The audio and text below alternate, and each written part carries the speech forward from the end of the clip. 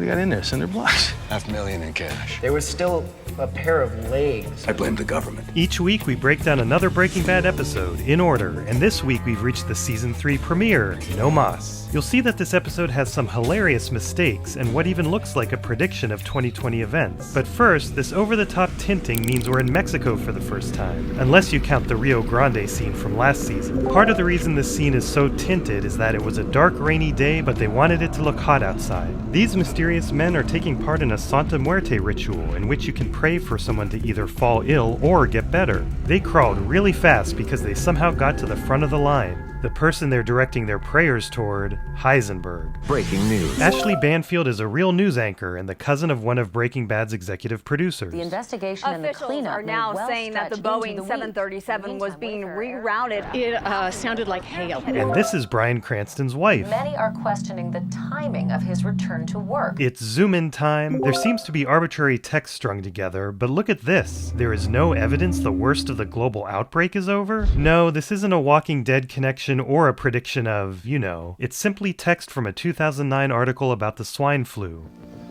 This is a callback to the pilot. Walt is feeling guilt, even to the point of wanting to destroy his money. Although if we flip this over and zoom in, we can see that this is clearly prop money for motion picture use only. There's a reason Walt's hiding his left hand from the camera, but we'll get to that in a moment. First, look how fake the fire looks when slowed down. They took real footage from the explosion at the end of the episode, but that's some pretty low-effort special effects. Walt quickly changes his mind, and although he really is on fire, he's wearing big floppy protective gloves made to look like his hands. At times you can see them.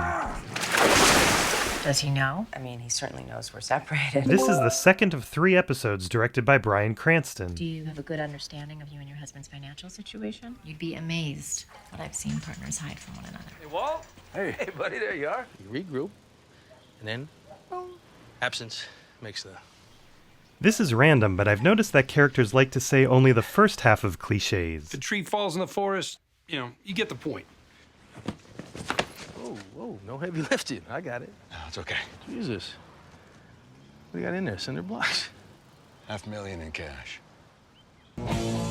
Walter White, you have the right to remain silent. It's been a while since I could bust out that joke, but no, we get this. That's the spirit.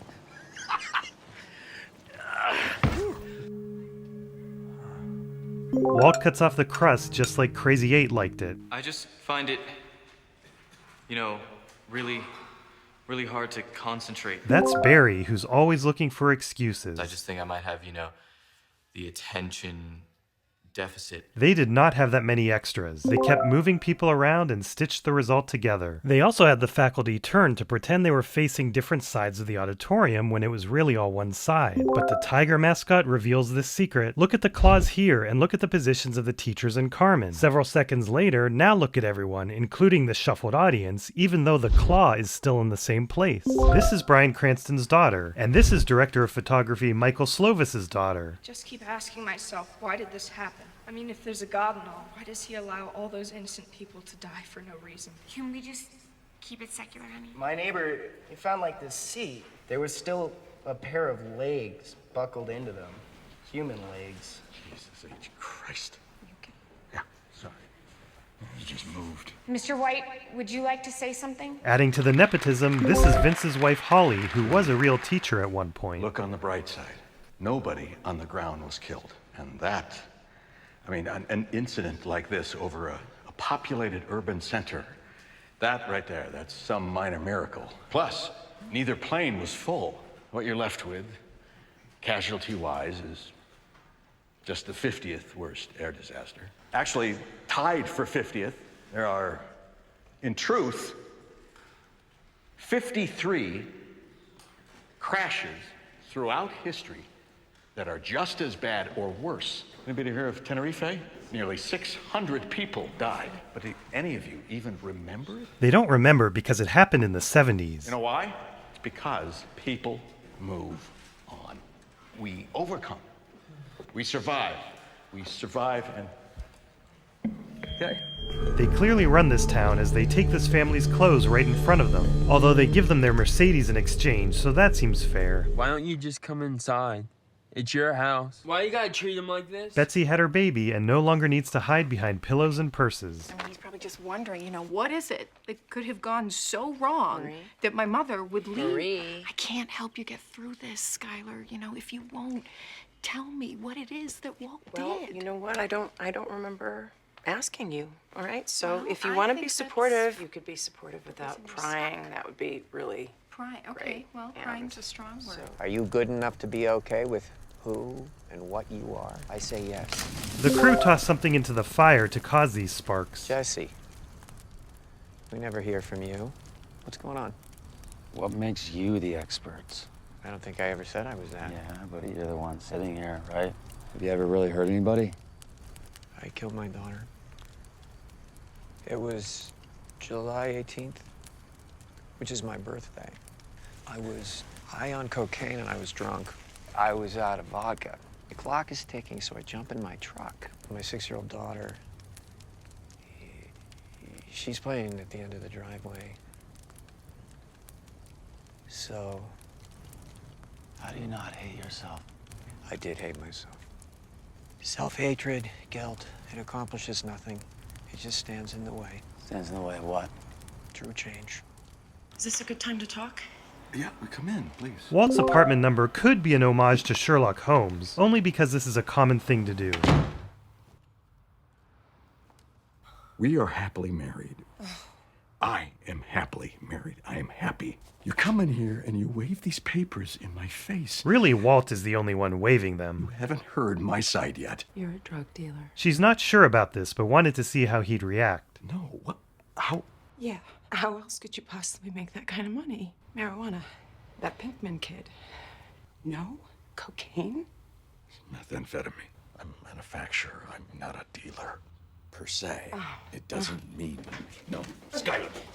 Listen to me, Skyler. No, Listen. no. Let's just sit back down and we'll talk it through. I'm gonna make you a deal, Walt. I won't tell Hank, and I won't tell your children, or anybody else. Nobody will hear it from me. But only if you grant me this divorce and stay out of our lives. No, Skyler. I mean it. Walt picks up Jesse from therapy and lets him stay at his place. The windshield's broken. The rehab, it helped. Yeah. I'm done using. You been following this airplane crash? You know, it was Jane's dad who accidentally crashed them together. You are not responsible for this. There's some sort of collision radar on the jet that may not have been working properly. This traffic collision avoidance system overrides air traffic control and would have prevented this crash, so Walt's closing a plot hole here. And the whole system is run on 1960s technology. No, I blame the government. You either run from things or you face them, Mr. White. What exactly does that mean? I accept who I am. And who are you? I'm the bad guy. The writers planted this idea intentionally, keeping in mind how this season ends. It's good to see you again. They framed this shot to evoke the feeling of two men talking in a jail cell. I have an offer that I think will be of interest to you. I'm here because I owe you the courtesy and respect to tell you this personally. I'm done. I find you extraordinarily professional, and I appreciate the way you do business. I am not a criminal. No offense to any people who are. I'd like you to hear my offer, notwithstanding. It won't change my mind. $3 million for 3 months of your time. Raise your hand if you expected Walt to say, okay. $3 million? May I take this as a yes? I have money. I have more money than I know how to spend. Really? What I don't have is my family. The answer is still no. Enjoy your meal. The two mystery men are crossing the border. ¿Sintieron? Yes. Shouldn't we have seen a sudden change in atmosphere as they cross the border? Yes. Qué chidas las botas, eh? The kid realizes who these men are, even though we don't know yet. What the hell's going on in there?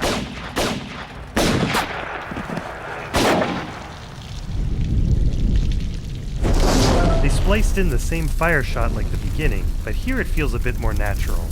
They really blew up the truck as the actors walked away, although they're using a long focus lens that makes the explosion appear much closer than it really was. These two are real-life brothers, and this was Daniel's first acting job. Luis has profanity tattooed on his eyelids, so they covered it up with makeup. Finally, this is the first of 4 episodes with no licensed music, just original music by Dave Porter. U23 is a 6-month member. Congratulations and thank you to U23 for earning the 6-month membership badge from YouTube. Thanks to all of you who helped me surpass 4,000 subscribers, and special thanks to my channel members. Check out our newest members: Fearless Walt from Argentina, Garosh TV, Tony D, Lori Holland, another cat, Augustine Favara, and Property of Bacon, who's on point with the food theme. This enabled me to add another members-only emoji. You might be fast food this week, but I have a feeling that next week members will show up on Roof Pizza.